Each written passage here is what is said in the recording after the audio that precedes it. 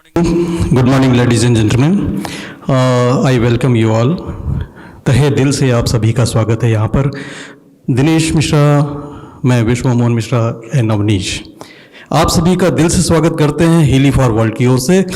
और थोड़ी ही देर में आपके सामने स्क्रीन पर होंगे जर्मनी से CJ Peter, vice president of Healy World, और आपके सामने सीजे पीटर सर हैं। Most welcome CJ Peter sir from India. Now we will listen to Mister Peter. Thank you. Hello, hello. Yes, we can hear you. Ah, that's good. Well, hello, and I think it's still good morning with you in India. So, yes, can everybody hear me? Yes, you can hear you. Okay, good. So, thank you for having me on your event here in New Delhi, Mr. Dinesh. And I'm super proud and humble to be part of this beautiful event. For those who don't know me, my name is Christian Peters. I'm from the Netherlands in Europe, and I'm a senior vice president in Healy currently. Also one of the founding top leaders in Healy. I started with this company in February 2019. And that's now maybe almost 3 years ago. And it was an amazing journey that we had ever since. And also in your country, India, we have a beautiful journey now, because we started in December 2019 officially in the Netherlands. Oh, sorry, in India. And yeah, the beginning, like most every time, is hard. You have many obstacles that you have to overcome. Things are not working perfectly. By the way, they will never work perfectly because that's just not how it's meant to be. Some people, they think, you know, I will start when everything is perfect. Well, let me tell you this, then you will never start, because it will never be perfect. And also, as you probably know, the company Healy has a profound connection with your country, India, because our founder, Markus Schmieke from Germany, the owner and founder of Healy, was a monk for more than 11 years in your country, India. So that's why we have a very special connection with India as a country as a whole. Even now, Marcus is a special professor at one of the universities in India still. So you see, there is a connection between India and Healy. For today, I was asked by Mr. Dinesh to give you some motivation, some maybe insights, and I will try to do that on leadership. I am not the person to talk to you about the product, because there are many, many other people, even probably in the room, that have more knowledge about the product than I do. But I think I have some added value to give when it comes to building a network marketing company. Let me give you a little bit of an introduction of myself so that you know where I come from.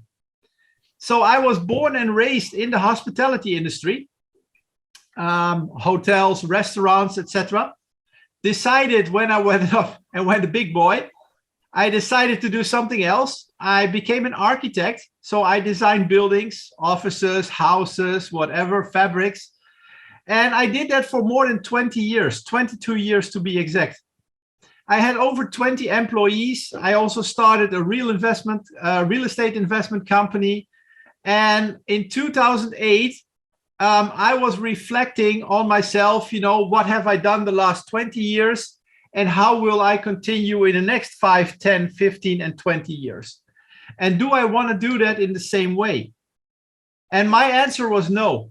Yes, I enjoyed my time being an architect and a business owner, but it was also hard work. 80, 90 hours, sometimes 100 hours a week was no exception.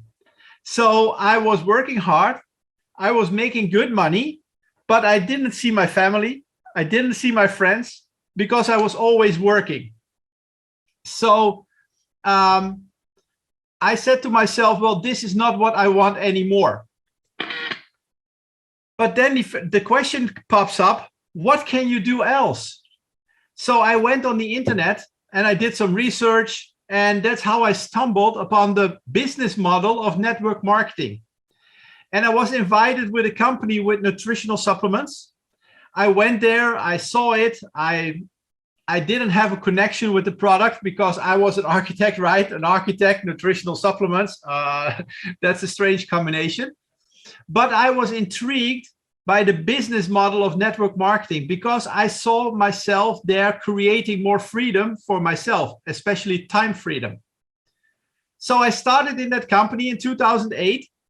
And my first 3 years in network marketing were a straight disaster. And they say sometimes every master was once a disaster, right? Well, the master, I don't know. But the disaster, I know for sure I was. And the reason was that I was not willing to listen to people who were already successful in this industry. I had a mentor, and that person had over 700,000 people in his organization. But I was stubborn. I knew everything better. Everything he said to me, I did the opposite. So that did not lead to the results and the success that I was looking for. So 2011, I don't know if you can remember, but we had a global financial crisis. We have now a corona crisis, but in 2011, we had a financial crisis. And a lot of my clients were contractors, building contractors, and they went bankrupt. So if your clients go bankrupt, then at one point, you know, they come and knock on your door. So I had to make decisions. Am I going to continue with my architectural work and probably go bankrupt too? Or am I finally going to start listening to people who are very successful in this industry and start a new future in network marketing? And I chose the last path. So I scaled down my architectural work. I was not willing to give it up. I'm still an architect. I still do projects. You see something behind me in my cupboard. Still projects, but on a very timely low scale. And I'm a full-time network marketeer since 2011. And I was the first year working with my mentor part-time with 8 to 12 hours a week. And after 1 year, I was at the level that I was earning part-time in network marketing with 8 to 12 hours a week, almost the same money as I was earning with my 2 businesses that I had full-time. So can you imagine if you are in that situation, working part-time, earning as much as full-time, what would you choose to do? So that's when I flipped it. I scaled back my I scaled back my architectural work, and I raised my network marketing work. I was fortunate to work in 5 network marketing companies till date. Healy is my 5th company. And in every company, I was able to reach the highest ranks in every compensation plan. I was also in every company part of the international leadership, just as I am in Healy right now. And there is a reason for that, because I learned a system from my mentor, not that I'm that smart, because I'm not. I learned a system that is universal and can be applied in every company. Because, and this is if you write down the notes, because if you get a training, you should be writing till your hand hurts, and then you write more. The reason why I can do that is that most people make a mistake in network marketing.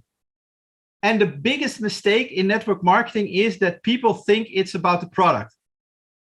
Don't get me wrong. The product is very, very important. But a product will never, ever move by itself. So that means there is 2 parties at the front end and the back end that make that the product is moved from a warehouse to a customer. And the person that makes that transition is us. We are the people that make that product move from the warehouse to the customer. And the trap that we fall in is that we think it's about sales. Many people think what we do is selling a product. In our case, Healy. Could be a cosmetic, could be a cleaning product, could be a digital product. But that's what people think that we do. We sell products. Let me tell you this.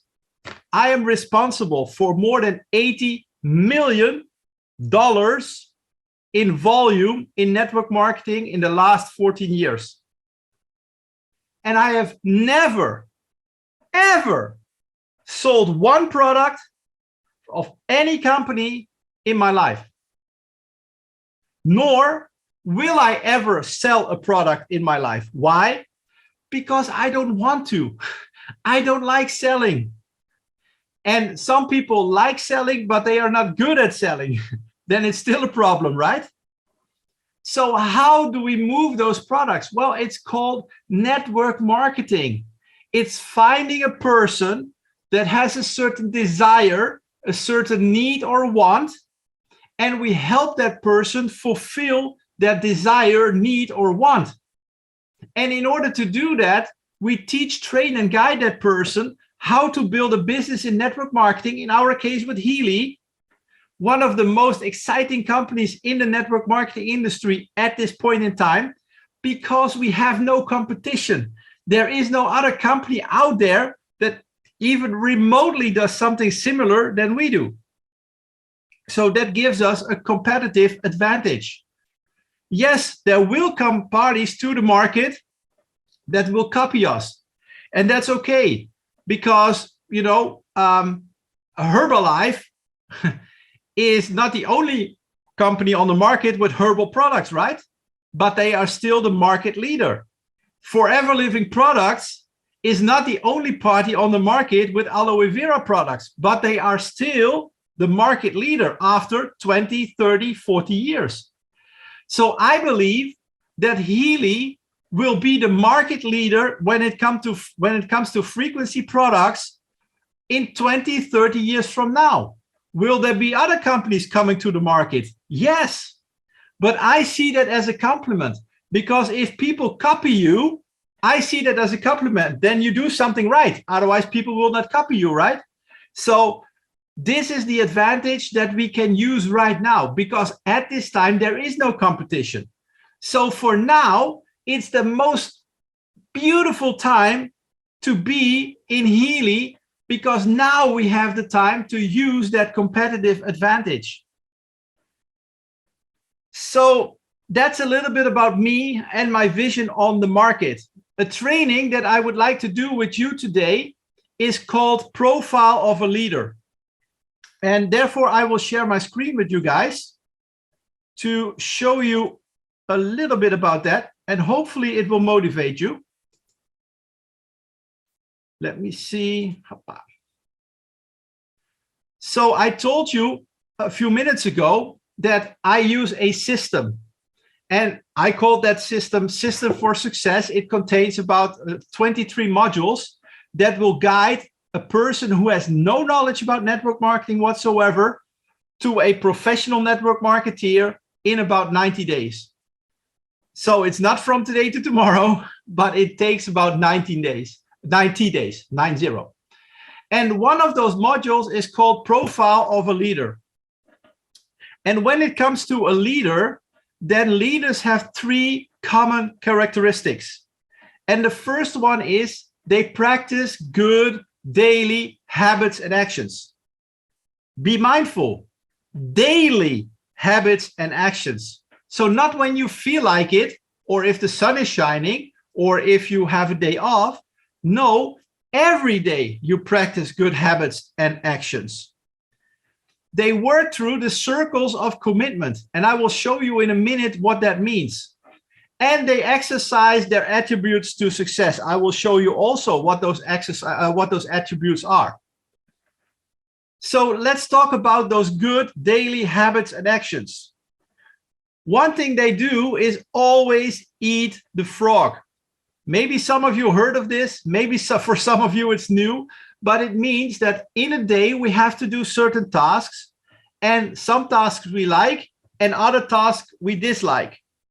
So what you should do is, in the morning when you wake up, first do the tasks that you don't like.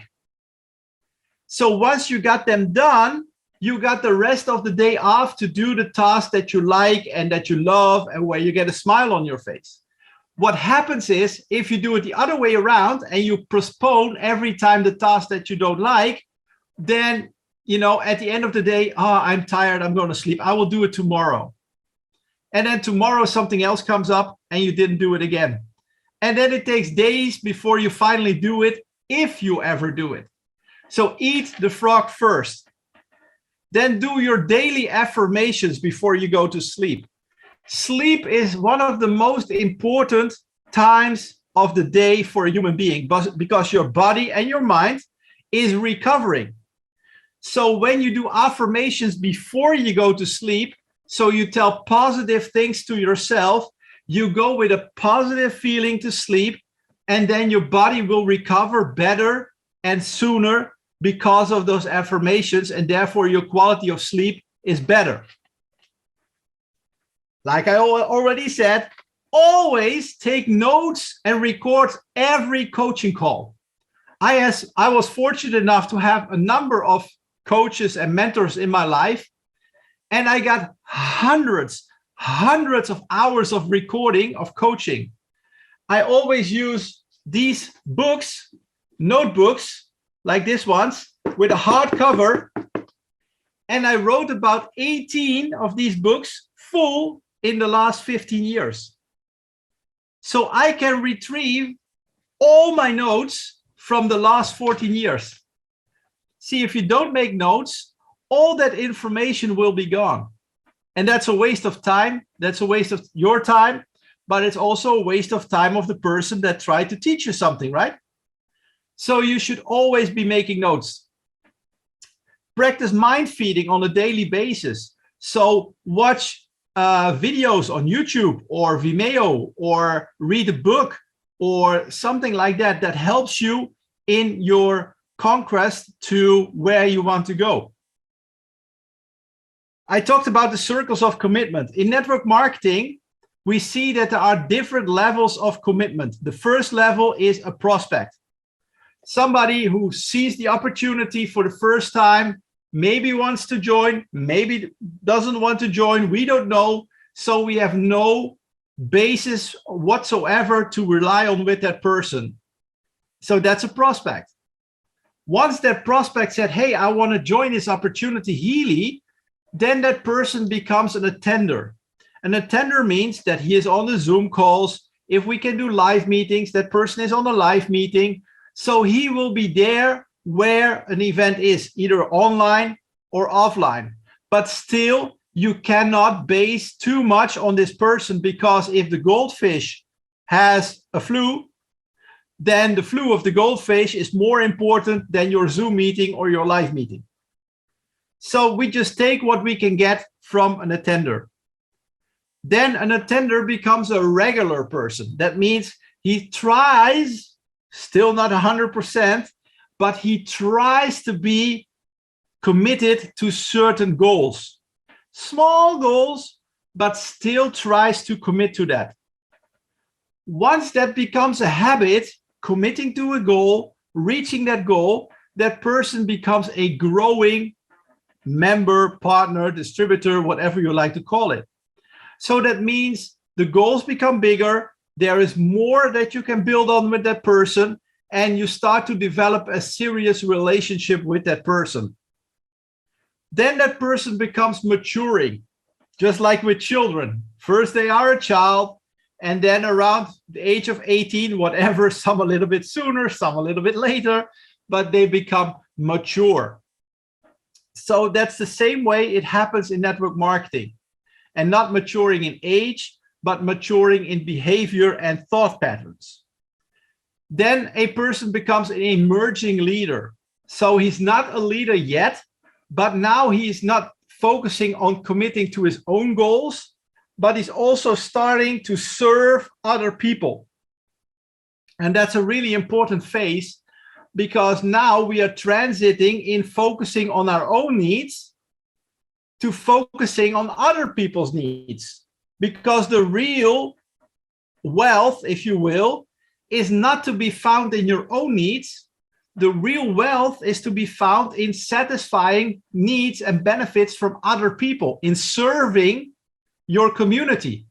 I have about 40,000 people in my organization, and you guys are a part of that 40,000 people. And now I try to serve you in helping you creating your business. I hope that is clear. And then people become a leader. And that's probably just 1% of the population. So if you have 1,000 people in your team, then maybe if you're lucky, you can say 5 to 10 people are really leaders. And you can see based on this training, how you can identify that person, if that person is a real leader, yes or no.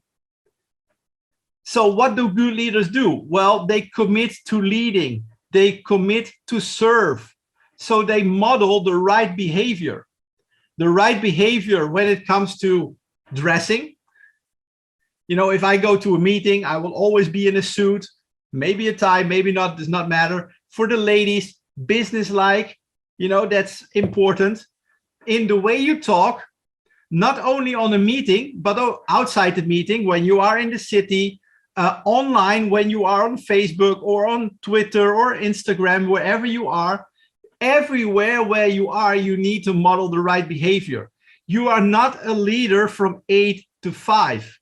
You are a leader 24/7. So you are expected to model that behavior everywhere you go. They mentor their people, tell them where they error, tell them where they do wrong, and help them get back on track. And they try to build a team spirit and keep the herd together. Because we as human beings are part of nature, so we are a herd. And people want to belong to a herd, but the herd needs to have a leader. So they say 95% of the people are followers, about 5% of the people are leaders. And that leader group, I want to specify 1% is a real leader, 4% is an emerging leader, if so. So the leader has to keep the herd together. Then when you want to have success, you need to exercise the attributes to success. And this is you. Say hi to you. You're on screen. Hi. So watch where I point all the points that I'm going to say right now in the place of a person. The first thing is desire. Remember what I said? Desire, needs, and wants. Look where it stands. It stands at the heart. Desire starts at the heart. And the good thing and the bad thing about desire is nobody can teach desire. Either you have it or you don't. But nobody can teach you desire. Then the second thing is you have to have a will. And the will is positioned at the mouth. So you have to express, speak out your will. What is your desire? What are you going to do? And most people are afraid of that because they think if I say I want this or that and I don't reach it, then people see me as a failure. And I don't want to be seen as a failure. So that's why they keep it into themselves. Tell nobody, because that's more safe. Wrong. You need to express what you want to achieve. You need to tell the universe what you want to achieve, because if the universe doesn't know you, cannot hear you, it cannot help you. So you need to express your will.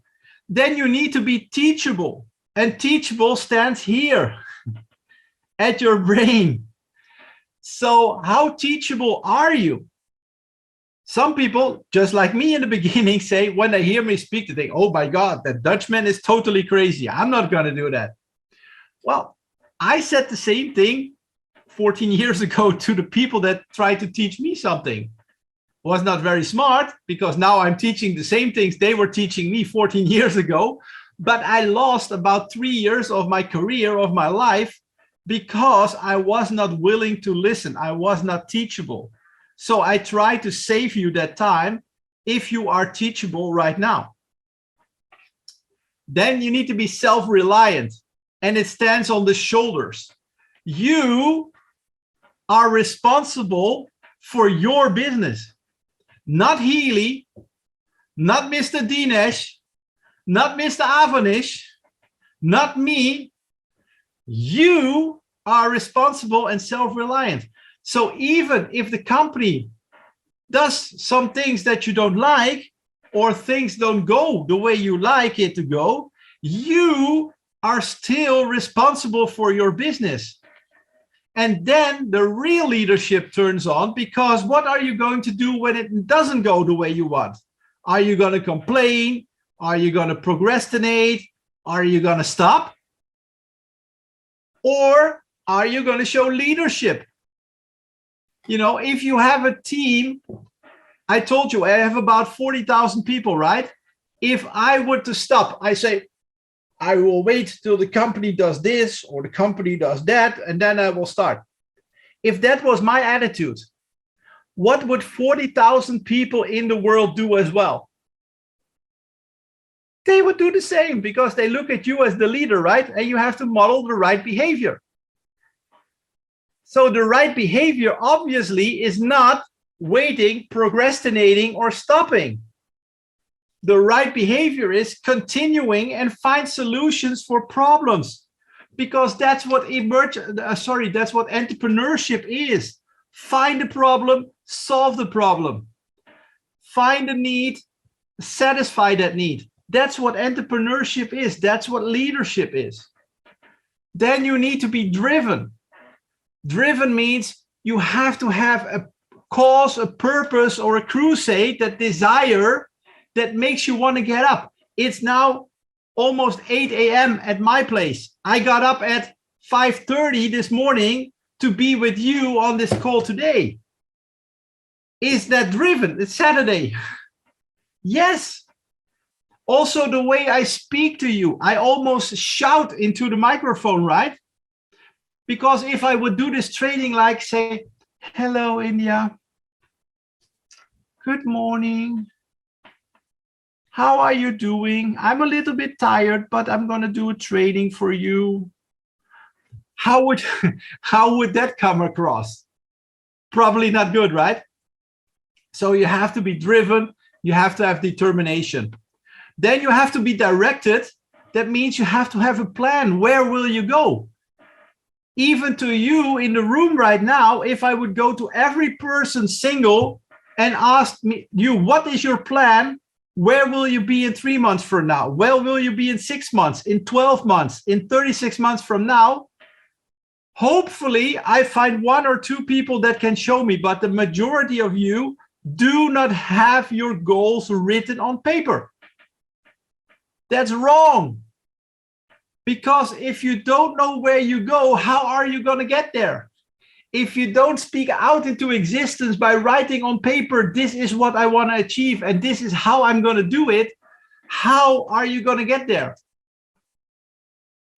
See, this is leadership, and we are in a leadership meeting, so I can be a little bit tough on you guys. I mean it with the best of my heart, with the best intentions, but I want you to succeed. But in order to succeed, you have to do some universal laws. You also have to be aggressive. And aggressive doesn't mean that you go out and hit people or kick people. So please don't do that. So don't go out and say, hey, CJ Peters told me to hit you. No, no, no, no, no, no. I did not say that. With aggressive, I mean, like I talked to you just a minute ago, a little bit aggressive. I mean, you can see or face people that are not so positive about network marketing. They are maybe not so positive about Healy as a company or frequencies.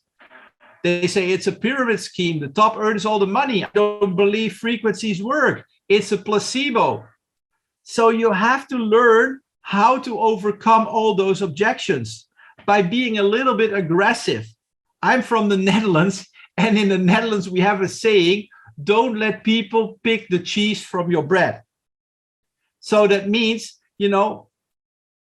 stand up for your company, stand up for your business. If somebody had a clothing business and they say, hey, your collection is so 2002 and it's now 2021, how would you feel? And how would you respond? So be a little bit aggressive, then be persistent and consistent. Guys, success doesn't happen overnight. It simply doesn't.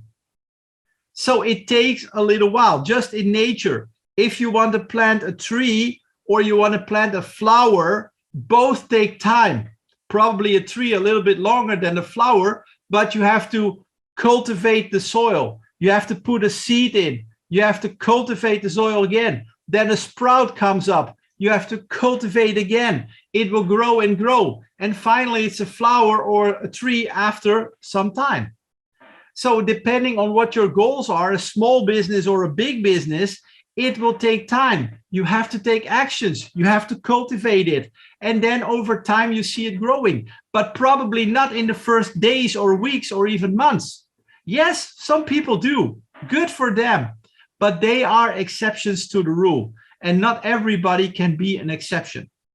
So you have to understand, and that's why you have to have a plan, be directed, to know where you're going to be in 3 months, 6 months, 12 months, 36 months from now.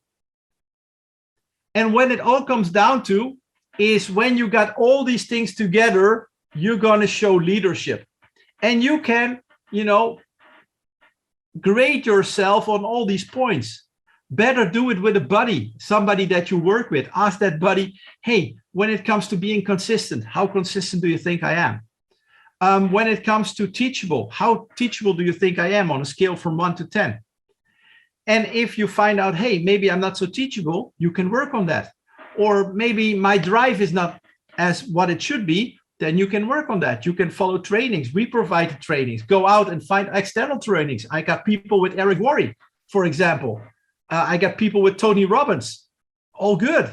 I did it myself. I'll take the information where I can find it. So these are exercises to train your attributes to success. And it all basically comes down to you.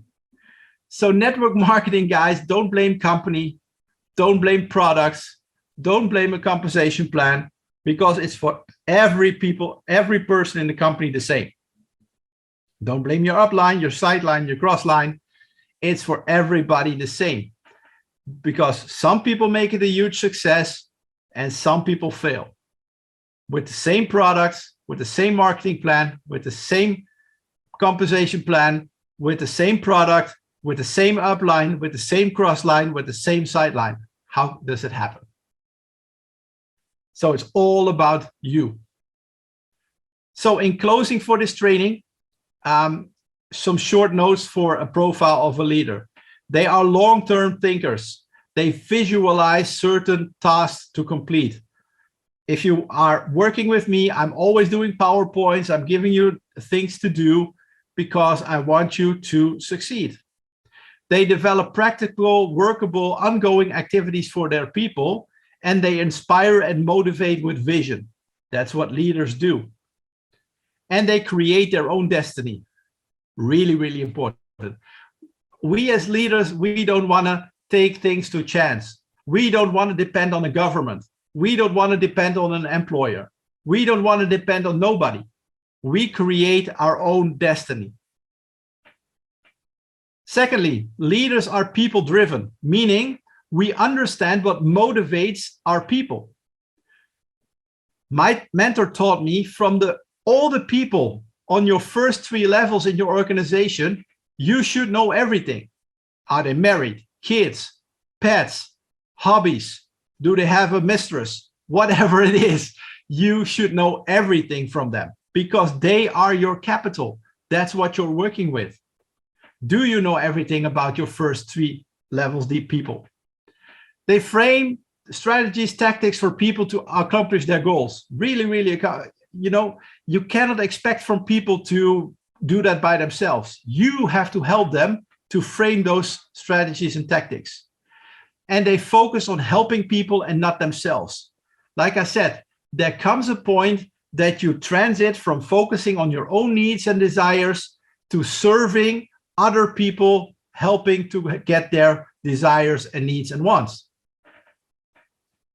Then leaders have strong interaction skills, meaning they take the time to learn their people. Sit down with your main people, get to know them, not only if they're married and what hobbies they have, but also how do they tick, how do they think. Some people you have to give a little bit of pat on the head, and other people you have to kick under the butt. So take the time to learn your people, know what it takes to motivate each and every one of them. Develop a team spirit in organization. The most underestimated thing in a team is culture. So create a certain culture that is positive, because people want to belong to a positive organization, because a negative one they probably have outside. Maybe it's their work, maybe it's their family, I don't know. So they want to have something where the light shines, where they feel that they are a valuable part of it. So create a team. Then leaders understand that leading by example is the most important skill. Walk your talk and talk your walk.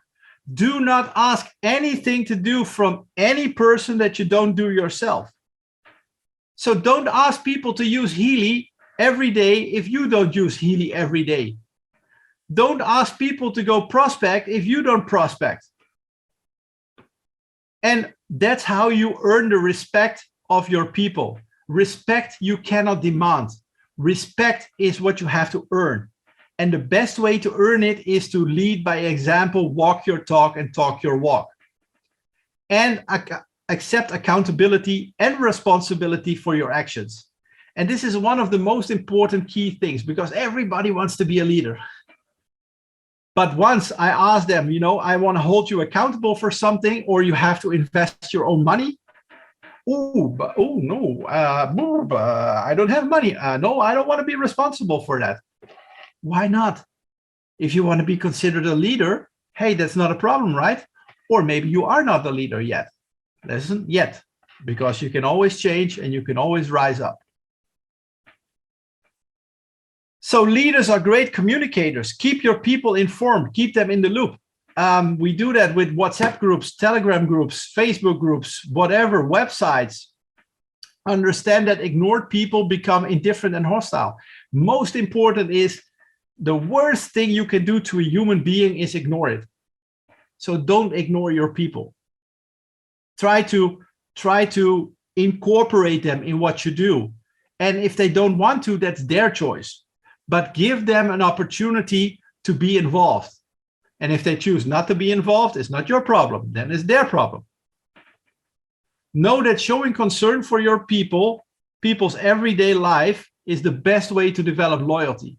Like I said, from your first 3 levels in your organization, you should know everything about those people. So if they are sick, call them. Say, hey, Joe, I heard you're sick. How's it going? I wish you all the best, man. If somebody has a birthday, call them and say, hey, happy birthday to you, and make it an awesome day today. That's how you create loyalty. And understand that communication originates in the mind and not in the mouth. You can say so many things, but if your mind doesn't believe what your mouth is saying, you become unbelievable. So don't go that way. Leaders are responsive to their people. That means you have to practice empathy and compassion. If people come with problems, say, hey, I understand your position. Don't say, hey, go, I don't want to hear your problems. Say, hey, I understand. Let's sit down. What can I do for you? Respond in a timely manner. It doesn't have to be right on the spot, but don't wait a month to respond. And when you see problems, initiate actions to solve them. That's your responsibility as a leader. And let the people know that they are important. Tell people what is expected of them in terms of direction to succeed. Some people say to me, I want to earn this and that, and I want to put in 2 hours a week. Well, to be honest, forget it. It's not working like that. If you want to have that goal, it's possible, absolutely. But then you have to do this for it. Are you willing to do that? And if you're not willing to do that, let's not start, because you're wasting your time, you're wasting my time, and it's not worth it. But if a person is willing to do it, then go full throttle at it. 7, we go to 10. Leaders speak with authority, conviction, and from the heart. You know, they project their desires, enthusiasm on their people. That's really, really important. Conviction in what they are doing ignites not only in confidence, but also in desire of people. The desire of the leader becomes the desire of the group. Maybe you can remember Martin Luther King in 22 in Washington, D.C. He says, "I have a dream." And 250,000 people all of a sudden had a dream too. So he was igniting his dream on a group of 250,000 people. Maybe that's a little bit too much for us right now, but let's start with 2 people, 20 people, 200 people, 2,000 people. That's doable. Give people purpose, direction, and motivation. You know, that's why I'm here, to give you purpose, direction, and motivation. Hopefully I achieve that. At least I do my best. And leaders speak things into existence. So leaders talk as if it's already there, even it's not. And that's for some people very difficult, because they are too grounded. They say, but how can I say something that's not even there yet? Who cares? You have to see things first. You have to believe that something can happen before you can see it. Some people say, I first have to see it before I believe it. Wrong. Then you never get anywhere. You first have to believe that something can happen. Then you take the action necessary, and then you will see if it's happening, yes or no. And if it's not happening, you go back to the drawing board and you do it again. And if you don't want to do it over and over and over again, then go to a person that already has what you want to do and ask that person to help you and follow to a T what that person is telling you. No ifs, no buts. That's the fastest way to success. I refused it for 3 years. And in 1 year, I got it down part-time with only 8 to 12 hours a week. Guys, I hope you got the message. So 8, leaders understand the value of training. Training replaces cheerleading, blind hype, boosting. You know, it focuses on the needs of the people. That's why I'm doing this leadership training with you. This is not for the beginner. You are considered leaders, so you get a leadership training. Never expect to gain more from a person than is given in terms of training. If you want more out of a person, do more with that person. It's a pretty simple concept. Understand that people are creatures of habit. So develop desirable habits in your training. What was one of the first things that leaders do? Daily good habits. That's it. Habits is the key to success. And understand that stamina, will, courage, and self-confidence to succeed will only come to training. One of my quotes is, a highly trained team is a highly paid team. So that's it. 9 from 10. Leaders are flexible, willing to do what needs to be done when it needs to be done. Guys, did we have a little bit of a rough time in India? Yes, we had, right? So the leaders did what needs to be done when it needed to be done, not when it was convenient. No, it needed to be done now, so we do it now. Understand that unpredictable and uncontrollable external factors can derail their plan of action. It happens to me every day. I think, okay, today I'm going to do this. One phone call, my whole plan for the day is blown out of the water. So we have to do something else. That's daily practice. And know how to adapt to unexpected circumstances. You know, sometimes you think, okay, this is happening, and then something totally different is happening. Okay, how do we figure this one out? That's part of leadership. Leadership is not a static situation. It's a flexible situation changing by the minute. And the last one for today, leaders are open to change. Ooh, this is a really tricky one. Understand that if you have not made mistakes, you are not trying enough. You need to make mistakes. Failure is the path to success. If you're not willing to make mistakes and fail, I'll tell you, you will not see success. You will not. Always be willing to learn. Guys, no matter on what level you are, there is always a level above you. Always. Have respect for that level and try to teach, to learn from that level, and then teach what you've learned. That's how you get up on that ladder. And then one point in time, you also become in that leadership of Healy. You will become a president, whatever, vice president, senior vice president, whatever titles we have. That's how you get there. Recognize that time, strategies, tactics, and needs of the organization will change. So if you think you figured it out, tomorrow it will be different. And what I learned in closing, and that's why I do what I do, in regard to that last point, in network marketing, 80%, 80, of what we do is in every network marketing company the same. It's called people. 10% is the product, 10% is the compensation plan. Another big mistake is that most people spend 100% of their valuable time, part-time, full-time, whatever it is, in 10% of their business. It's the product. Wrong. I learned to spend 99% of my time in 80% of my business. That's people. These trainings that I do for you are almost 20 years old. 20 years. Why? Because they are about people, and people don't change. Technology changes. Yes, when I started, we did radio ads. We did ad announcements in the newspaper. Now we have social media, so I have to learn how to work with social media. But if you focus on that thing and things changes, you have to change. If, I'm not going to, but if I were to go to another company, what would I have to change about this training that you got from me right now? Nothing. I can just do leaders in that new company this training, right? And that's how I got 23 modules that I don't have to change, because they focus on people. And network marketing is a people business. Yes, the interest of the company is to sell products. But if we want to do it in network marketing, you have to focus on people. Otherwise, we are a direct selling company. Nothing wrong with direct selling. We are more or less at this time. But we are transiting into a network marketing company that we always wanted to be.